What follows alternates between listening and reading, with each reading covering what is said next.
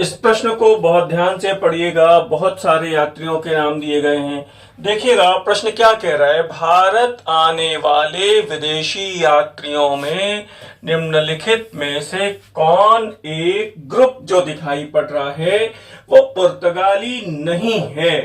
ध्यान दीजिएगा, पुर्तगाली नहीं है तो बारबोसा का नाम दिया है, एंथोनी मॉन्सेरेट का नाम दिया है। ध्यान दीजिएगा, डुआर्टो बारबोसा पूरा नाम है। अब चलिए, अगर मान लीजिए इसका नाम आपको याद नहीं आ रहा है, मैं एक्सप्लेन कर दे रहा हूं, पहले आप पढ़ लीजिए एक बार फटाफट।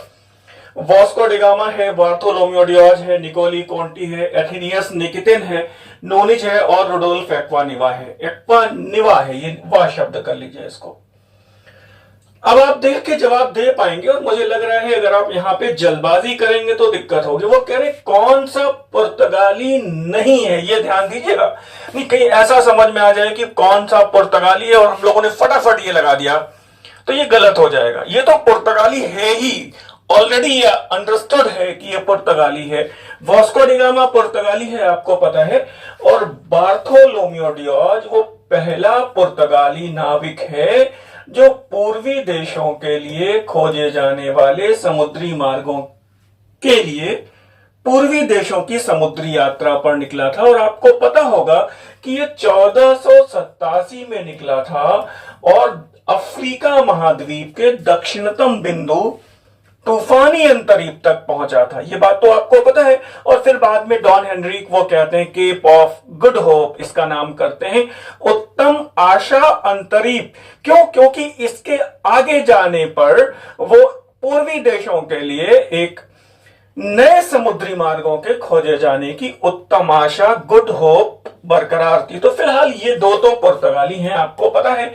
एंथोनी मॉन्सेरेट को पता है आपको इसके बारे में। तो ध्यान दीजिएगा, ये पुर्तगाली पादरी था, अकबर के दरबार में आया है, उसके इबादत खाने में आया है। पुर्तगाली पादरी है ये, ध्यान दीजिएगा।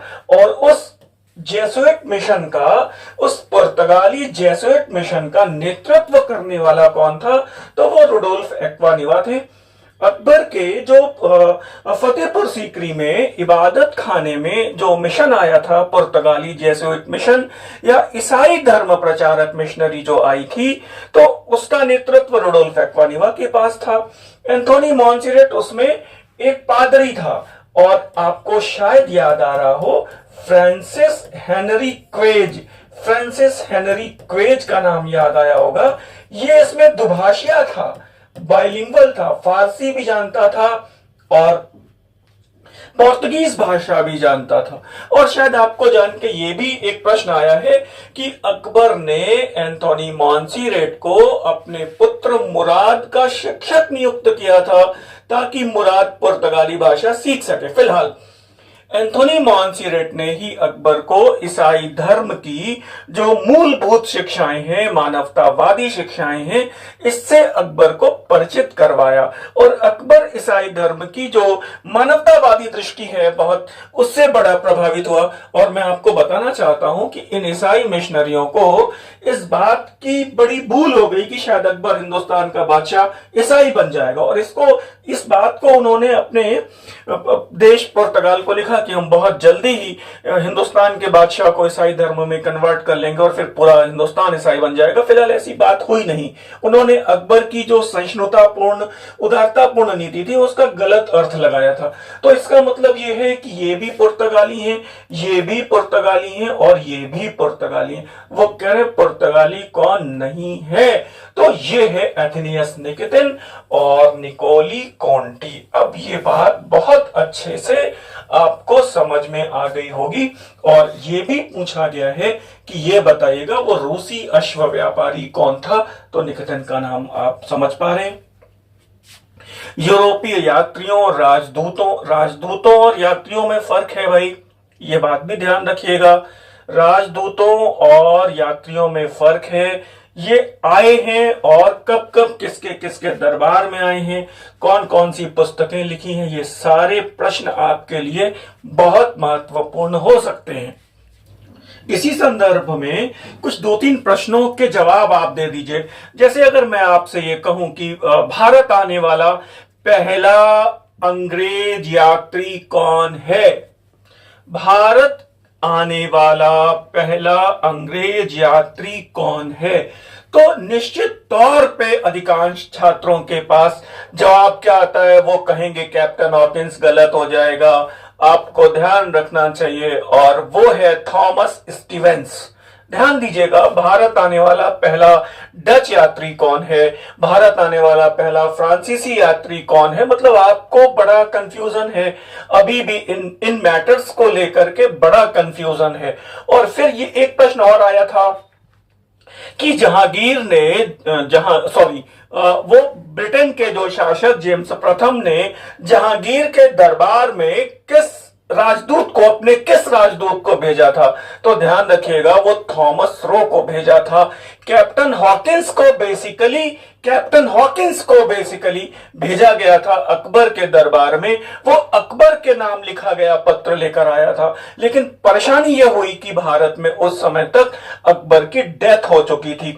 यहां पर यूरोपीय यात्रियों से, चाहे वो मनुची हो, चाहे वो कॉन्टी हो, चाहे वो अब्दुल रज्जाक हो, या ऐसा कोई भी हो, माहुआन हो, मार्को पोलो हो, इब्न बतूता हो, उनकी पुस्तकें और उनके बारे में, उनकी डिटेल्स के बारे में आपको जानना चाहिए। और मैं अभी आपको बड़ी विनम्रता पूर्वक ये सूचना दे रहा हूं कि हम लोगों की मॉडर्न इंडिया की, आधुनिक भारत और राष्ट्रीय आंदोलन यूरोपियों के आगमन से शुरू होकर के और स्वतंत्रता के बाद तक की 1965 तक की ये एक लगभग 3000 प्रश्नों की एक प्रैक्टिस पुस्तिका आपको बहुत जल्दी ही उपलब्ध होने जा रही है।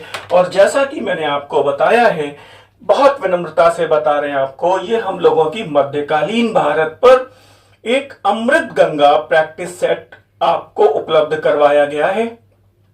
टॉपिक वाइज है अरबों के आक्रमण और इस्लाम के उदय से लेकर राजपूत काल से होते हुए दिल्ली सल्तनत, सूफी आंदोलन और विजयनगर बहमनी, और फिर मुगल मराठा, और आगे फिर सूफी आंदोलन, जितने भी प्रश्न है यूरोपियों के आगमन, परवर्ती मुगल, लेकर के 1857 के पहले तक, ये लगभग इसमें 2500 प्रश्न है। लगभग नहीं, एग्जैक्ट 2500 प्रश्न है। आप ऐसा कह सकते हैं, ज्यादा प्रश्न होंगे, कम नहीं है, इसलिए लिखा गया है। टॉपिक वाइज पूरा डिटेल इसमें दिया गया है।